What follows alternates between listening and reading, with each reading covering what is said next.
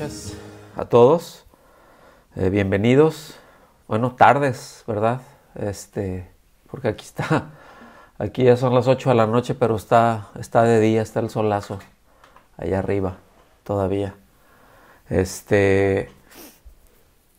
Pues vamos a retomar esta serie, vamos a retomar este estudio de entre semana. Les dimos vacaciones suficientes, así que vamos por ahí. Vamos a ver el tema el día de hoy.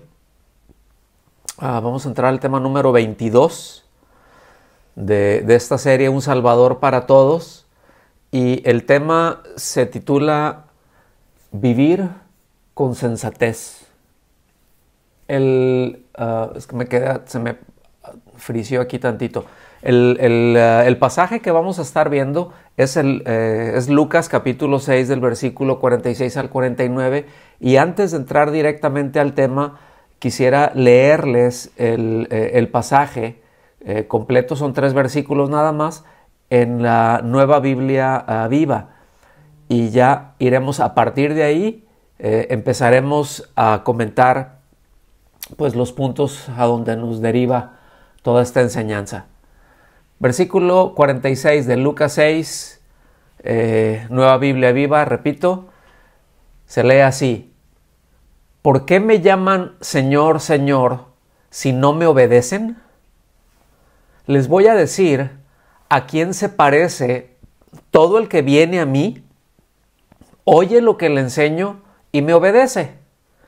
Se parece a un hombre que construyó su casa sobre la roca. Cavó muy hondo y puso allí los cimientos. Cuando vino una inundación, la corriente de agua azotó la casa, pero ni siquiera la movió porque estaba bien construida. Pero el que oye lo que enseño y no me obedece, se parece al hombre que construyó su casa sobre tierra sin cimientos.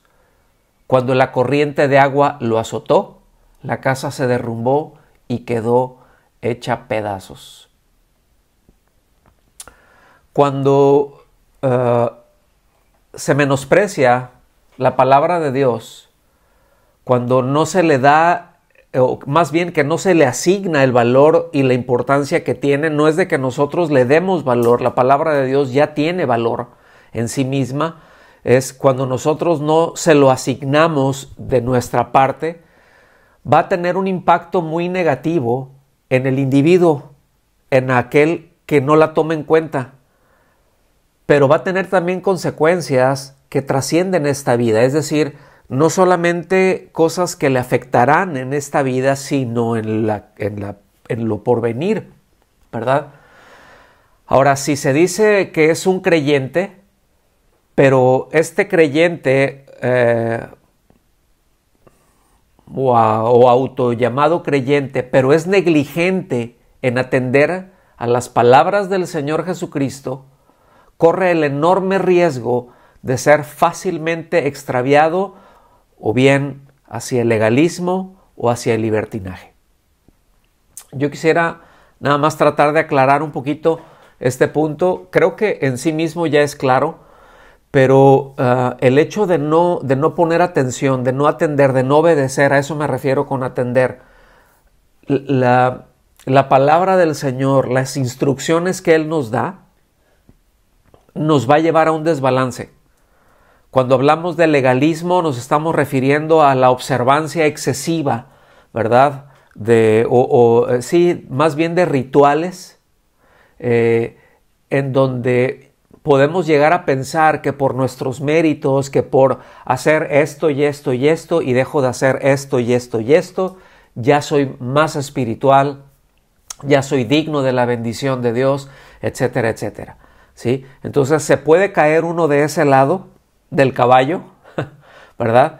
O se puede ir al lado contrario, que es el libertinaje. No pasa nada, voy a hacer de mi vida lo que sea, no importa, la vida hay una y hay que vivirla, y qué bonita la vida, y bueno, todas esas cosas, ¿no?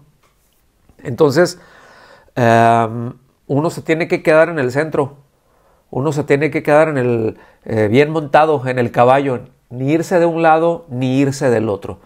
Entonces el pasaje que estamos viendo hoy es el final o es la conclusión de lo que conocemos, que al menos Lucas le llama, ¿verdad?, el sermón del llano, o como se le conoce en Mateo, ¿verdad?, como el sermón del monte o el sermón de la montaña. Perdón.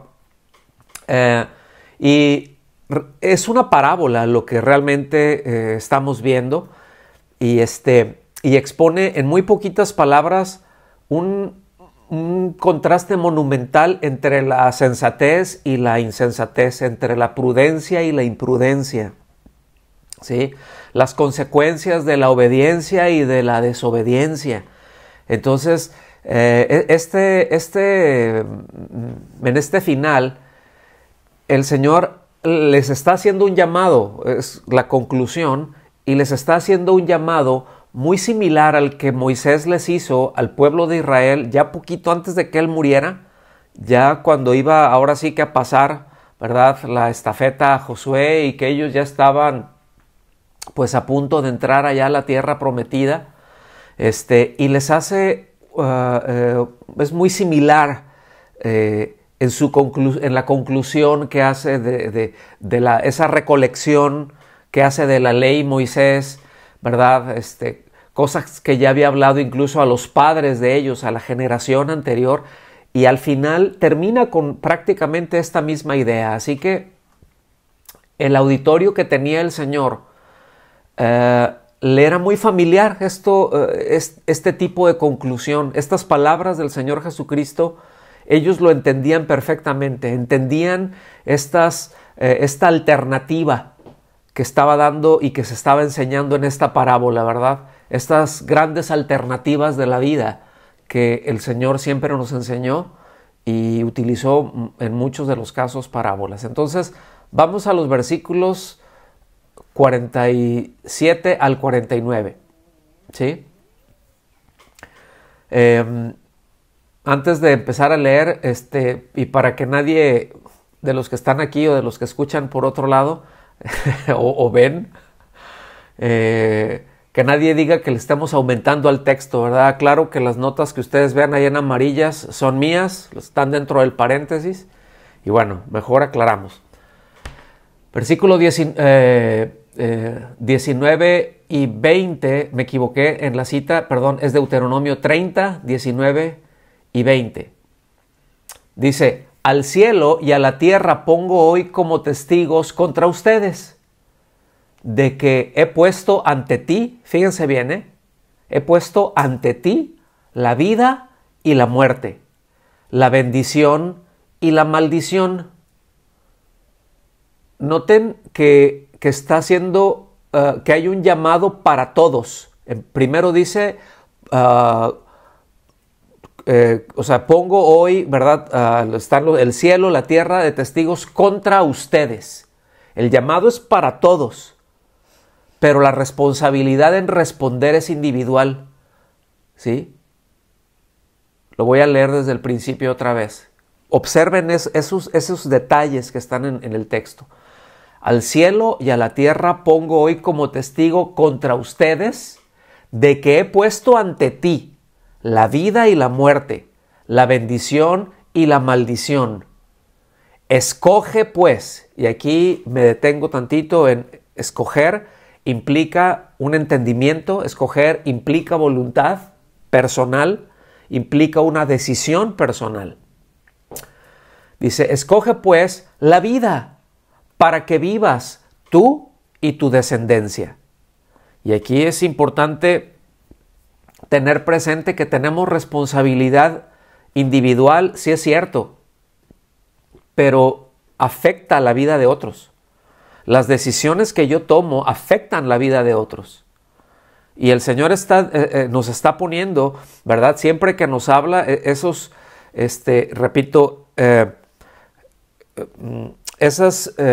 caminos donde se bifurcan, ¿verdad? Mira, aquí está, ya quedó expuesto, pero tú eres responsable, y en la dirección que tú vayas, pues evidentemente van a haber cosas dulces, habrán cosas amargas, ¿verdad? Si escoges la vida, pues qué bueno, será una bendición para ti y para los tuyos.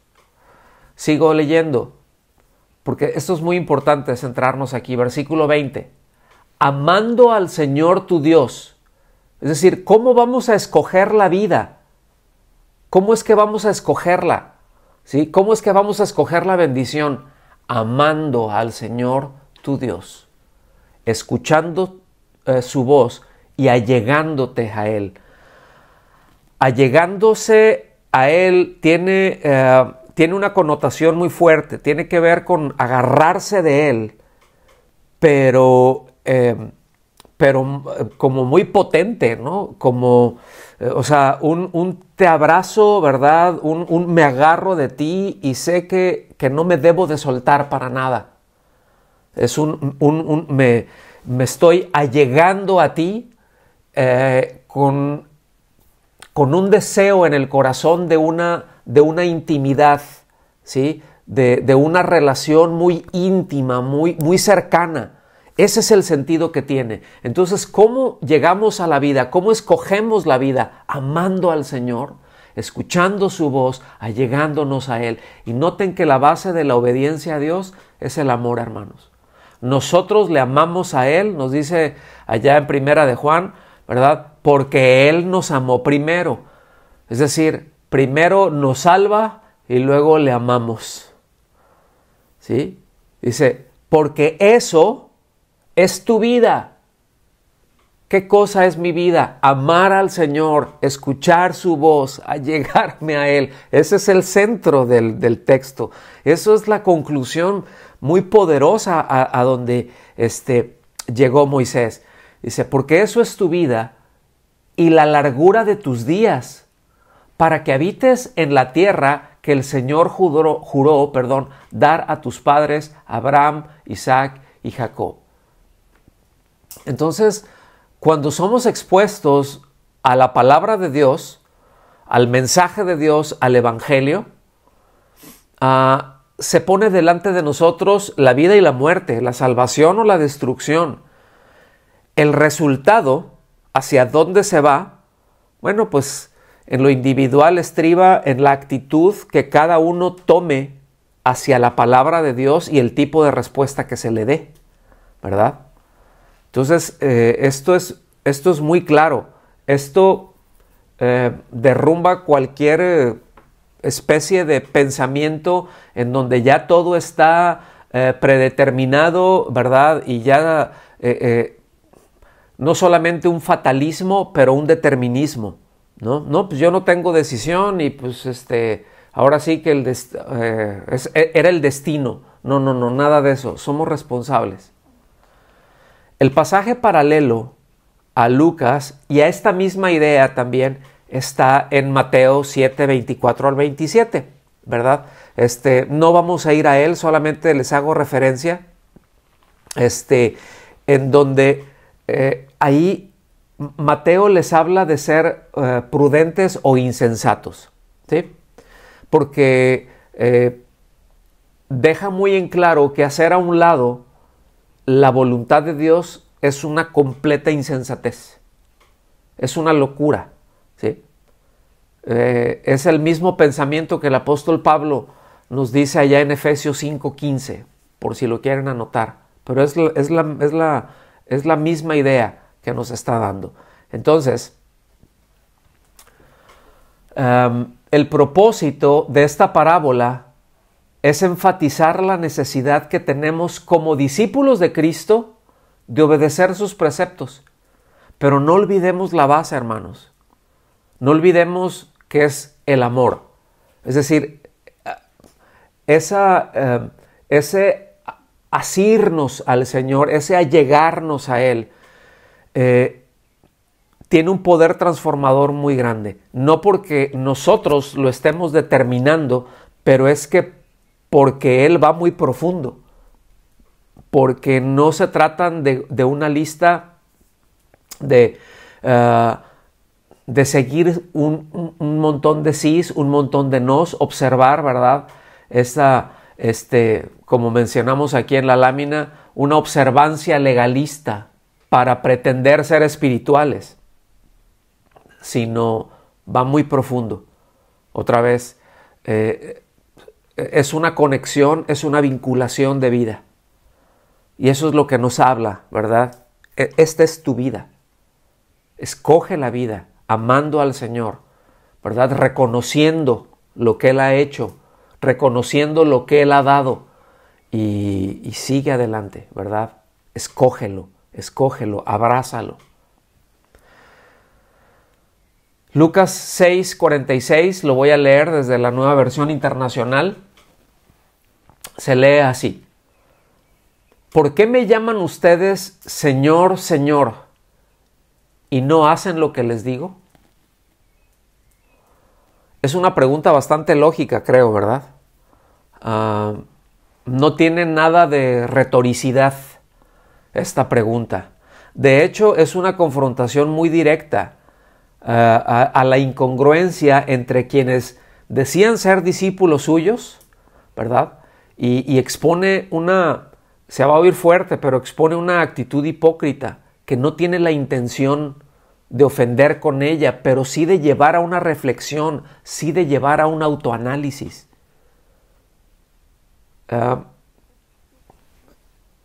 Yo estoy convencido que la actitud del Señor es, a ver, ustedes traen una inercia como muchas veces la traemos nosotros, ¿verdad?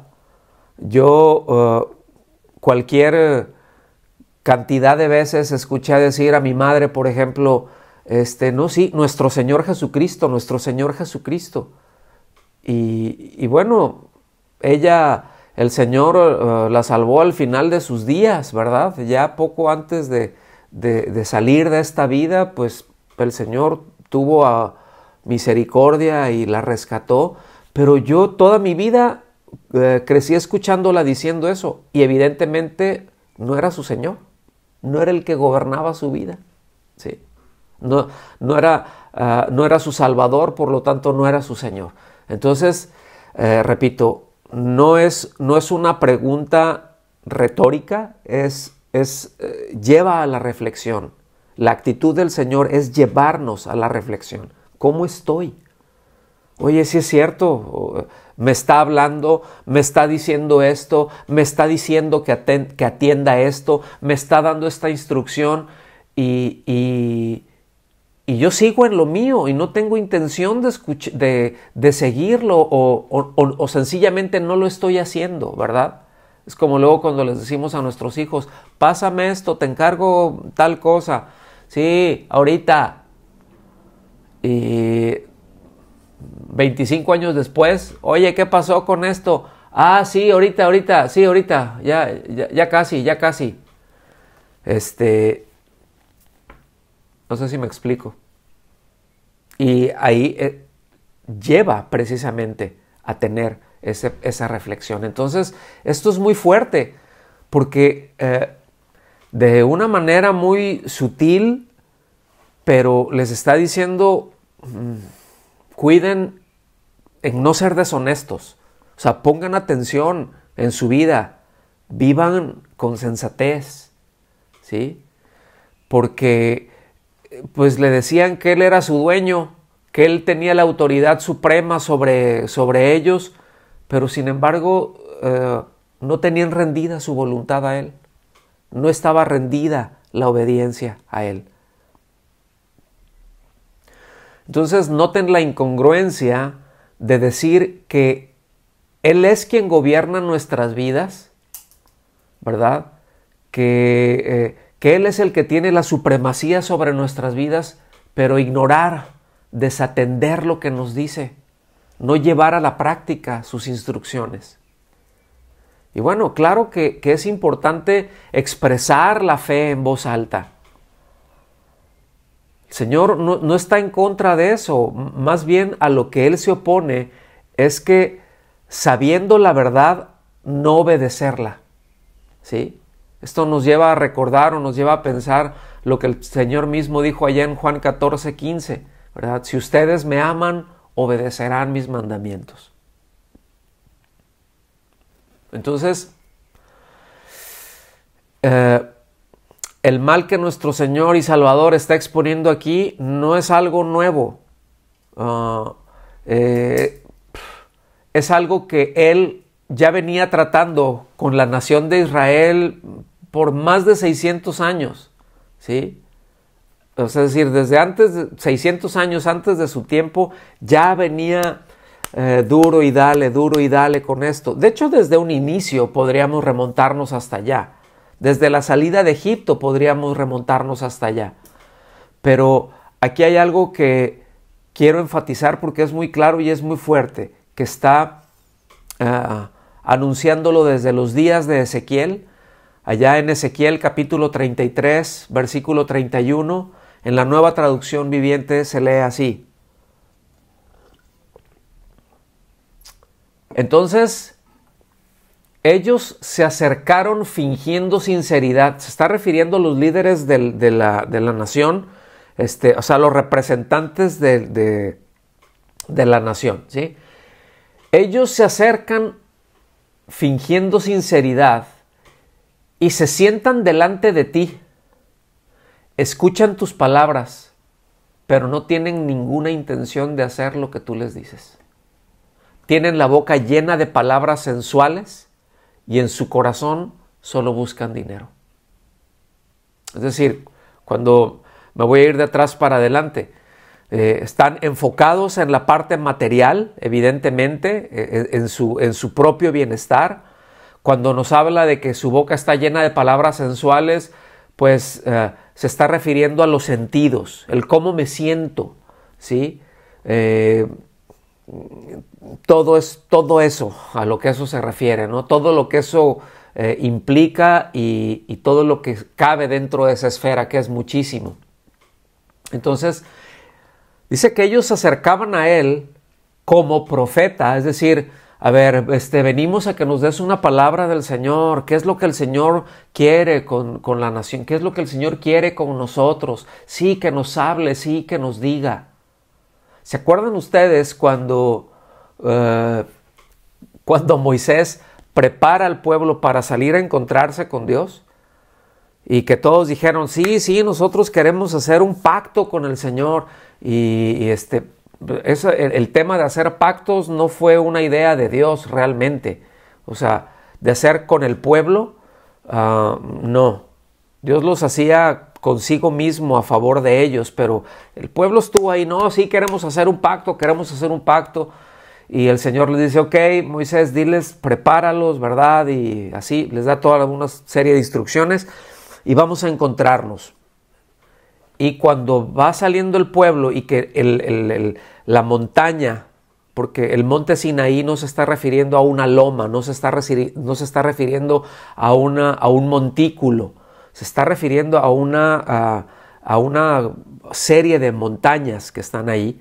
Y cuando ven que todo eso empieza a tronar, que salen relámpagos, que las piedras se parten, como que se voltean a ver y dicen, tú te acercas para allá y el otro, tú, pues no lo sé.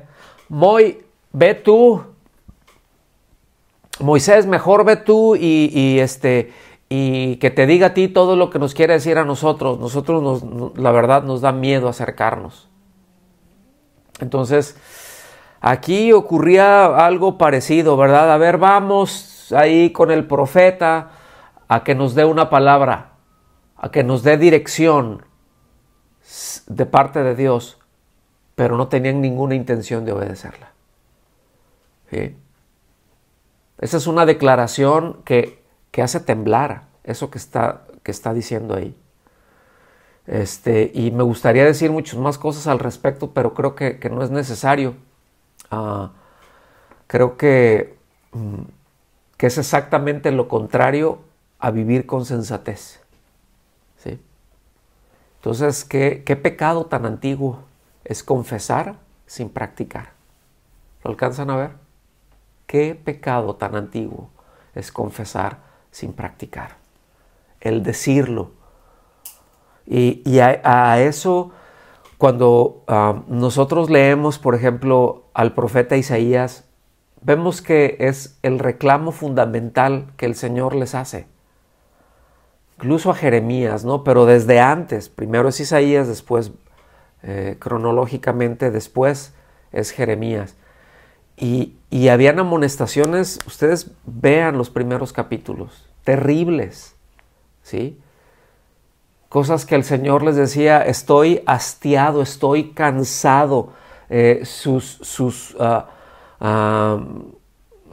reuniones, esas fiestas solemnes que dicen que son para mí, todos esos rituales, ya no los tolero, ya no. Arrepiéntanse, vuélvanse, déjense de esas cosas, ¿sí? Porque hacían todas esa serie de rituales, pero su mensaje no coincidía con sus vidas. Continuamos con la parábola que está ahí en Lucas.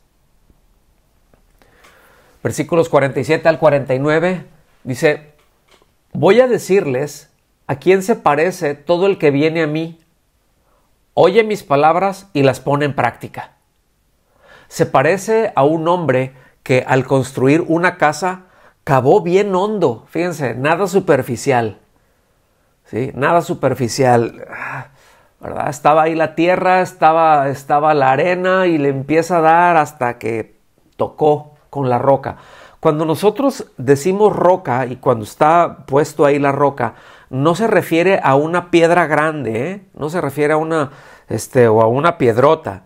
Cuando se está refiriendo a la roca es prácticamente es una piedra muy grande, o bien de donde está un cerro, o si es abajo, si es sobre algo plano, hasta bien abajo. Pero aquí evidentemente había piedra abajo, ¿sí? Entonces dice: cavó bien hondo y puso el cimiento sobre la roca, ¿sí? Una cosa es la roca y otra cosa es el cimiento. Ahorita lo vamos a ver, pero esto es muy importante tenerlo claro, ¿verdad? Cavó bien hondo y su cimiento lo puso sobre la roca. De manera que cuando vino una inundación, el torrente azotó aquella casa, pero no pudo ni siquiera hacerla tambalear porque estaba bien construida. Pero el que oye mis palabras y no las pone en práctica, se parece a un hombre que construyó una casa sobre tierra y sin cimientos. Es decir, completamente superficial. Podríamos estar hablando de alguien convencido pero no convertido. Dice: tan pronto como la azotó el torrente, la casa se derrumbó y el desastre fue terrible. Evidentemente, la roca aquí en este pasaje representa a Cristo, ¿sí? Él es la roca inamovible. Él es el fundamento, ¿sí? Él es sobre quien, fíjense bien, Él es la roca. Los cimientos que nos habla son nuestras convicciones, es nuestra fe puesta en Él, ¿sí? Según la Real Academia de la Lengua Española, convicción es una idea a la que se está fuertemente adherido. Y los cimientos o el fundamento de lo que aquí habla, pues es eso, es la mezcla de materiales que sirven para adherir firmemente la casa, es decir, nuestra vida, con la roca, Cristo, ¿sí? Entonces, esto es clave, esto es muy importante, porque una cosa es la roca, Cristo, están nuestras convicciones, y sobre esas convicciones nosotros edificamos. Por eso el apóstol Pablo les dice allá a los Corintios que cuiden cómo van a sobreedificar. Dice, bueno, el fundamento es Cristo, eso no se mueve, y qué bueno que ahí está, y que tienen ustedes el fundamento, y que es Cristo, ¿sí? Ahí están sus convicciones, están puestas sobre la roca. Dice, pues cuiden cómo sobreedifican, es decir, sobre esas convicciones. Dice, no con plata, no con madera, con heno, con hojarasca, sino con materiales sólidos, oro, plata, piedras preciosas. Ya hablaremos más acerca de eso. Pero esto es muy importante, porque es nuestra fe, son nuestras convicciones la que unen a Cristo con nuestra vida, hermanos. ¿Sí? Y si no estamos ahí fundamentados, si nuestras convicciones no descansan en Él, si no descansan en su palabra, pues grande será la ruina. Pero consideren lo que vimos ahí en Deuteronomio, ¿sí? Está haciendo este planteamiento, ¿verdad? En donde dice, está esto y está esto. Escojan bien, escojan la vida.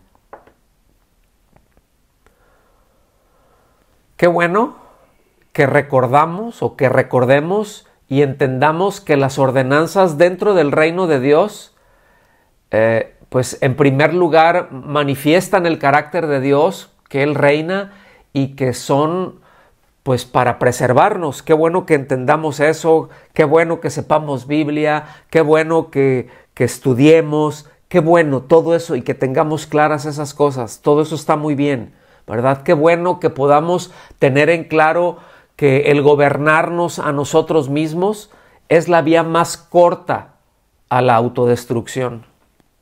Es la vía más corta y la vía más rápida, ¿sí? Y más tortuosa también, ¿sí? Qué bueno que podamos tener eso en claro. Qué bueno también que entendamos que la diferencia entre lo uno, ¿verdad?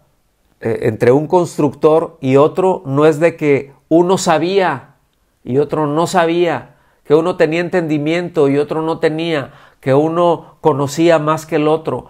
No, la diferencia real entre ellos es que uno era obediente y el otro no. Uno escogió a Cristo y el otro no. Uno escogió amar al Señor, asirse del Señor, escuchar al Señor y el otro no.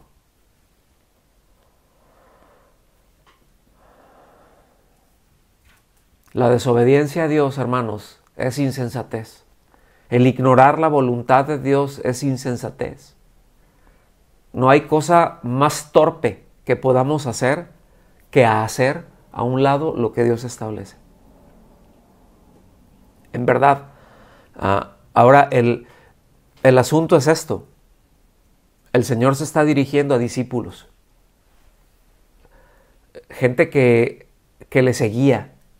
Gente que estaba ahí. Unos más cercanos, otros más lejanos. Pero los tuvo que confrontar. ¿Se acuerdan? ¿Por qué me dicen así? Les tuvo que hacer que revisaran su fe. El cimiento de roca, como mencionamos, representa al Señor, ¿verdad? Y las enseñanzas que hasta aquí les había presentado, especialmente la que tenía que ver con la transformación interna del individuo. La tierra, pues, ¿qué representa, hermanos? No nuestro corazón. Bueno, sí, el corazón humano, ¿verdad? Natural. Pero la tierra representa los argumentos humanos. Es decir, construir sobre eso. Las doctrinas de hombres que la gente conocía en su tiempo, ¿sí? Doctrinas que se les enseñaban o que se les enseñaron y en donde muchos habían cifrado sus esperanzas. Y el Señor viene a decirles, el asunto es así. ¿Se acuerdan? Ustedes oyeron tal cosa, yo les digo esto. Ustedes han oído decir que debes de odiar a tu enemigo, ¿verdad? Que debes de amar a tu hermano y odiar a tu enemigo. Yo les digo esto. O sea, en todas esas series de enseñanzas de la palabra de Dios esenciales en la vida de la gente, Él vino a corregir todas esas enseñanzas que habían recibido, ¿sí? Eso es lo que representa la roca. Vámonos para el final, hermanos. En la conclusión no quiere decir que será muy rápida, pero ya llegamos ahí. Solamente entonces una vida fundada o fundamentada en la obediencia a la palabra de Dios por amor permanece de pie, ¿sí? La cual llama al arrepentimiento, llama al rechazo de la salvación por obras, es decir, a no confiar en nosotros, a no confiar en que nosotros podemos librarnos por nosotros mismos. Y quiero decir algo aquí. Evidentemente hablamos de la salvación en el sentido para obtener la vida eterna y para ser librados de la condenación, pero salvación tiene muchas connotaciones. Salvación también tiene que ver con ser librados de problemas, con ser librados de conflictos, con ser librados del enemigo, ¿sí? Y nosotros podemos ver en los salmos, vez tras vez, Señor, sálvanos, Señor, líbranos, Señor. Incluso una de las connotaciones que tiene es sanar, ¿sí? Pero el punto entonces es a no confiar en nosotros mismos, es a depender en el poder de la gracia de Dios, depender del Señor, depender de toda la provisión misericordiosa que Él ha hecho para nosotros, ¿sí? Si resumimos prácticamente los puntos que vimos a lo largo de esta enseñanza, de esta pequeña parábola, pequeña pero potente, lo podríamos reducir o simplificar, no quiero decir reducir, simplificarla, corrijo, en 4 puntos. Primero, cada persona es un constructor, porque vivir significa construir. Es decir, nuestra vida va sumando.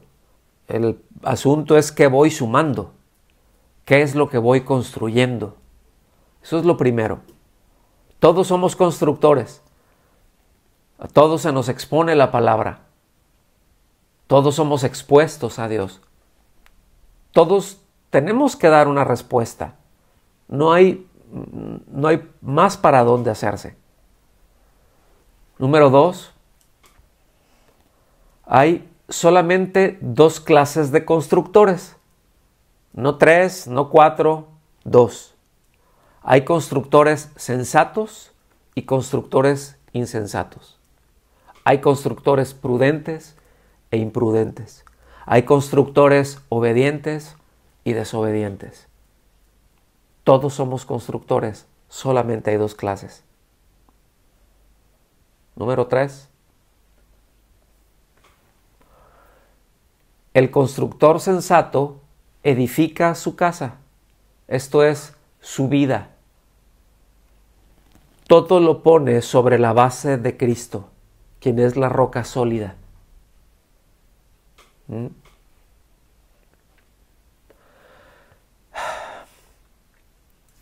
Su vida está enfocada y su vida está siendo edificada sobre esa armonía con la palabra del Señor, ¿sí? Que está explícita y que está revelada en las Escrituras.